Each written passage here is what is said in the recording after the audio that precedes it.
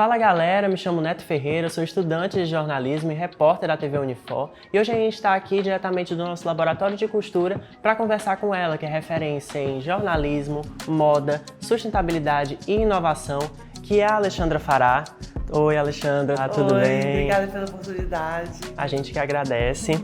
Como começou o teu interesse por moda e meio ambiente? Meu interesse por moda começou quando eu era muito pequenininha, porque a minha família tinha loja de tecido, né? E eu vivia dentro das costureiras, pegava as roupinhas e mandava as costureiras fazerem. Mas no jornalismo eu comecei em política, porque não existia moda e jornalismo nos anos 80, era uma coisa muito pequenininha, tanto que a gente falava antigamente o mundo da moda, né? Que era uma coisinha assim. Hoje em dia, todo mundo do mundo faz parte da moda.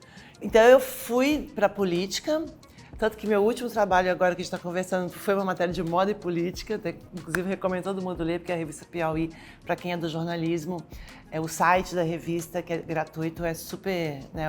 Hoje é um dos nossos melhores textos e eu tenho bastante honra de escrever lá. Mas eu comecei na política, aí os anos 90, Gisele Bündchen, era tudo sobre moda. Eu passei num concurso da Editora Abril, fui trabalhar na revista Cláudia e eu fazia minhas matérias de política, de geral, de esporte, do que tinha. Eu era a repórter da revista, eu sempre fui muito aberta, muito curiosa.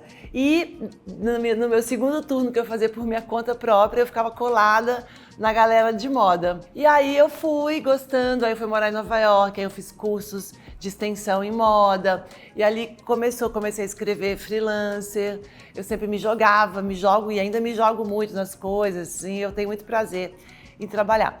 E aí foi assim, e eu acho que o ambiente naquela época ajudou muito, porque a moda mundial estava crescendo, né? A gente teve o boom do fast fashion, a gente deixou de ser o mundinho da moda e virou o mundão, né? Todo mundo queria falar. Hoje em dia, moda, além de uma indústria, é também entretenimento, né? As pessoas têm prazer em ver, comentar a roupa das pessoas, os tapetes vermelhos, né? A roupa que a pessoa vai na CPI, qualquer coisa é sobre roupa hoje em dia, o sapato do Papa, tudo é sobre roupa, né? A moda comunica bastante, né? Hoje em dia a moda comunica, e como a gente está numa sociedade muito imagética, né? Uma sociedade que uma foto vale mais que muitos conteúdos, né? A roupa é uma linguagem, e essa linguagem hoje, através da roupa, ela ganhou protagonismo, né? Claro que a gente tem outras linguagens, os gestuais, a maneira que a gente se comporta, a maneira que a gente se fala, mas eu acho que a roupa é uma linguagem visual que comunica muito. Você já trabalhou na Vogue, no site Chique, né, da Glória Kalil e na Band News. Conta pra gente como é que foi a experiência trabalhando nesses veículos. E na revista TPM, e não sei. É uma trajetória muito grande. É uma trajetória muito grande, com 30 anos. Eu estudei na PUC de Belo Horizonte, aí eu passei no concurso da Editora Abril, fui pra Cláudia. Quando eu cheguei lá um dia, era final dos anos... Era 93, eu comecei a chorar, eu ganhei prêmios e tal, como repórter foca, assim, iniciante, né? Sim, sim. E aí eu comecei a chorar um dia, que eu falei, eu nunca vou crescer, porque eu não sei falar inglês. Porque eu tenho olho bom e eu tenho meu ouvido ruim. E aí, eles falaram, já que você ganhou prêmio e tudo, você pode pedir um ano sabático e estudar em Nova York. E eu fiz assim, porque o dólar estava muito baratinho, eu tinha juntado um dinheirinho, meu pai vende meu carro. Com 26 anos, eu fui morar em Nova York. E lá eu conheci a Daniela, que foi diretora da Vogue, a Falcão, conheci muitas pessoas. E quando eu voltei eu pedi demissão da Editora Abril, porque eu fiquei quase 4 anos, eu tinha que ficar um ano só, né? Mas aí eu fazia muitas colaborações lá de Nova York, e naquela época a internet era discada. Então, assim, você ainda precisava de ter muitos correspondentes, mas muitos. Hoje eles têm um ou outro correspondente fora do Brasil. Naquela época não tinha, você tinha que estar, alguém tinha, você ligava, passava fax com a matéria, né? Então eu fazia esse tipo de coisa. Aí conheci muita gente. Aí quando eu voltei pro Brasil, eu fui trabalhar na Editora Abril, aí eu fui trabalhar com a Glória no Chique, foi muito interessante, porque a Glória Kalil, né, é uma pessoa maravilhosa e é a maior best-seller de moda, ela é socióloga, ela é outra que lê muito, ela não tem nada de fútil, aquela coisa dela chique, assim, é fruto de muita leitura e trabalho e escuta, ela é muito interessada, ela mesmo mantém o olho curioso, gente. Mantenham o olho curioso. Isso que é jornalismo, entendeu? Assim, Então, a Glória fez o Chique. Aí eu fui no Chique, aí do Chique começou a Vogue, a Daniela, que morava em Nova York comigo, foi pra Vogue, aí eu fiz Vogue. E dentro da Vogue eu fiz milhões de coisas. E paralelo a tudo isso, eu não sei como é, por isso que eu não casei, tá? Paralelo a tudo isso, eu fazia o Filme Fashion, que é meu livro, que eu fazia festivais de cinema.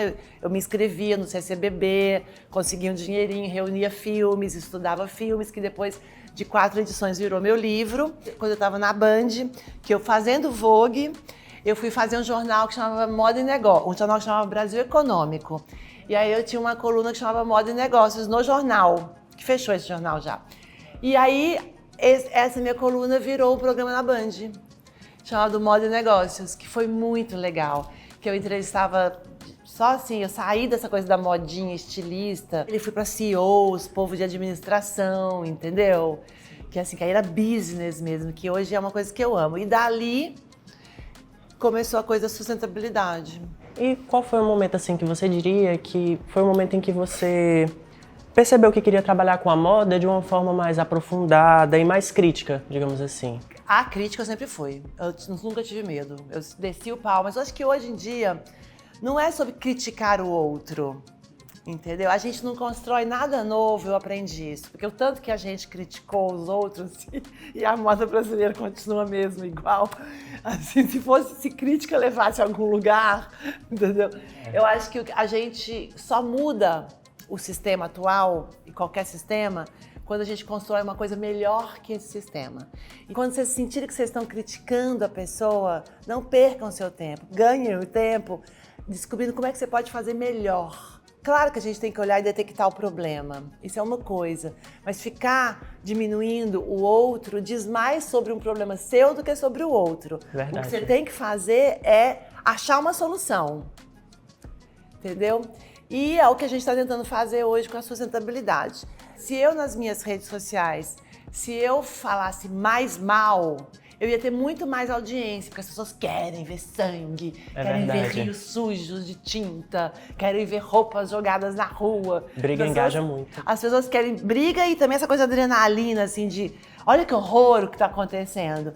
Então, assim, eu tento levar soluções, entendeu? É o que eu vou falar aqui, que eu vim falar para vocês aqui na Unifor. Apresentar soluções na prática de sustentabilidade.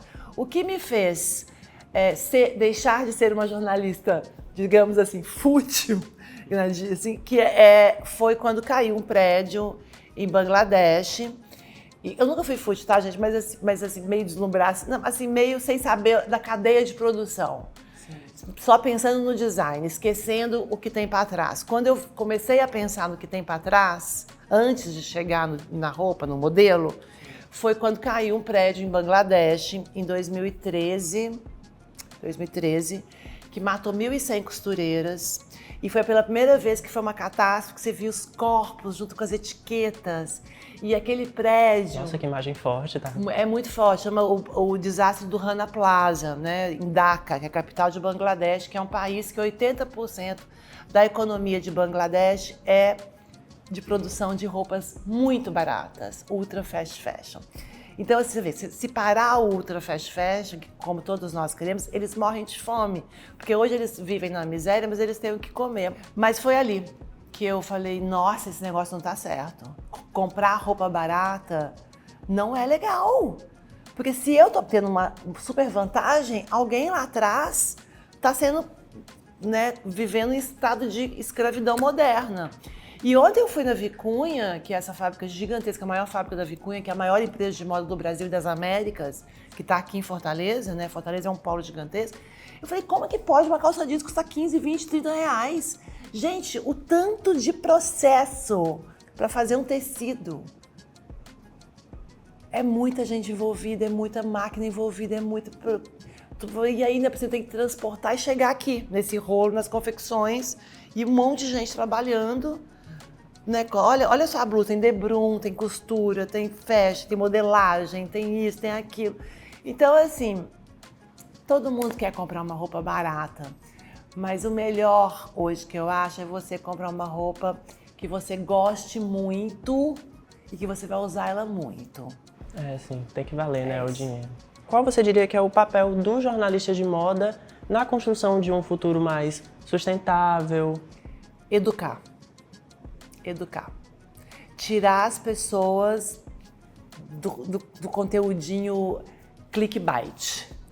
Eu acho isso. Educar. Educar. Educar. Porque nada se transforma sem educação. E hoje em dia é falar isso para as pessoas. Olha, já tem muita roupa pronta. Da mesma maneira que na indústria alimentícia as pessoas morrem mais por excesso de comida ruim do que por falta de comida, hoje em dia tem mais gente que morre de excesso do que de fome. Sim. Na moda a gente está igual, a gente está num mundo de excessos, e de excessos de porcaria. E a gente acha que a gente está se dando bem ao comprar uma blusinha de R$6. Essa blusinha, se não tiver, assim, o mínimo que ela tem é osso de algum bicho. E não é sobre roupa, gente, é sobre você se cuidar, se valorizar. É sobre qualidade, sobre você saber fazer um mix, você olhar pro seu armário, você se informar nas redes, onde for, olhar pro seu armário, usar uma camisa de trás pra frente.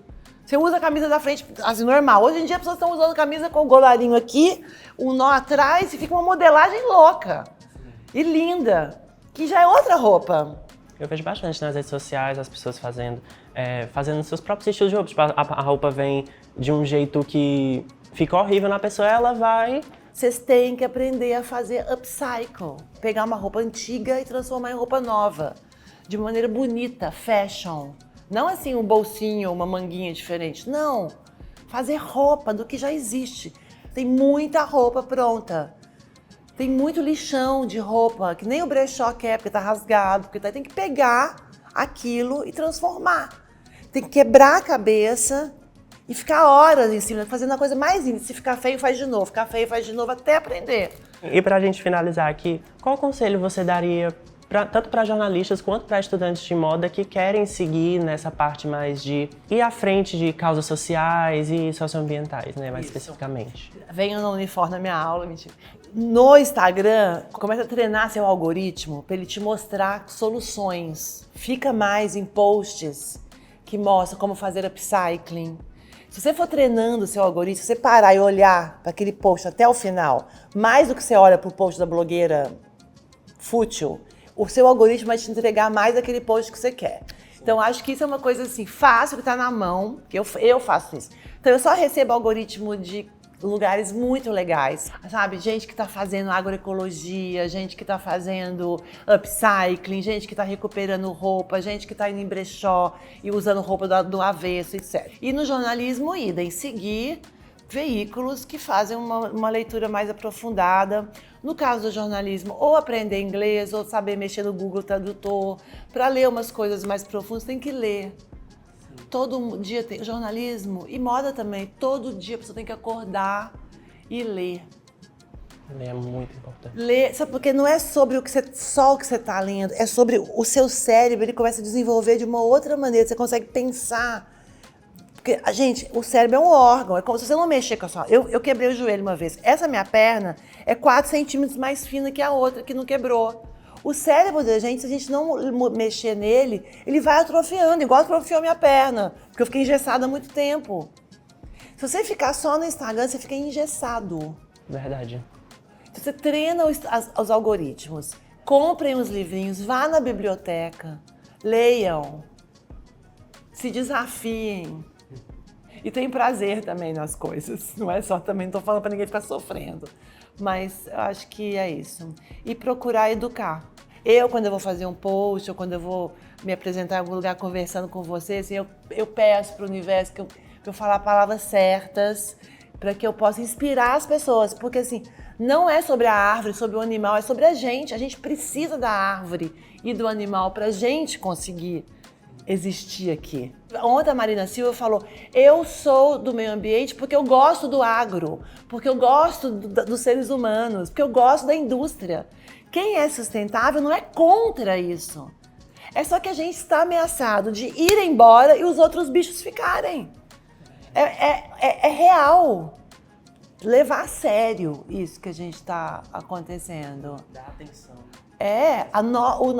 O nosso bem-estar dos humanos, dessa espécie animal chamada humana, que pensa, que troca de roupa. Essa espécie humana está ameaçada de extinção. ou de viver miseravelmente, no sentido de o tempo louco, de geleira descongelar, da comida cada vez pior, da roupa cada vez pior, de ter mais gente vivendo em muita miséria. Você entendeu? É sério, assim. Então eu acho que hoje um bom jornalismo, saber fazer isso de uma maneira leve, saber educar de uma maneira inteligente e que não seja um peso, sabe? Eu acho que tanto na moda e no jornalismo fazer mensagens assim, acho que criticar, faz que horror esse look, acho que isso é meio antigo. Vamos errar novos erros.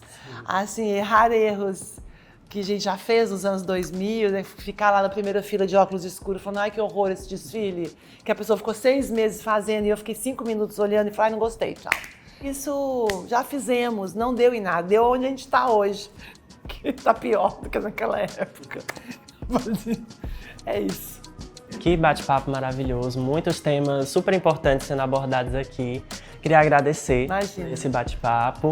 E é isso, galera. Muito obrigado pela sua atenção. A gente vai ficando por aqui, mas não deixe de nos acompanhar tanto no YouTube da TV Unifor, quanto no canal 14 da Alaris. Nos siga também nas redes sociais. Siga a Alexandra, né? @alefará. E é isso, galera. Até a próxima.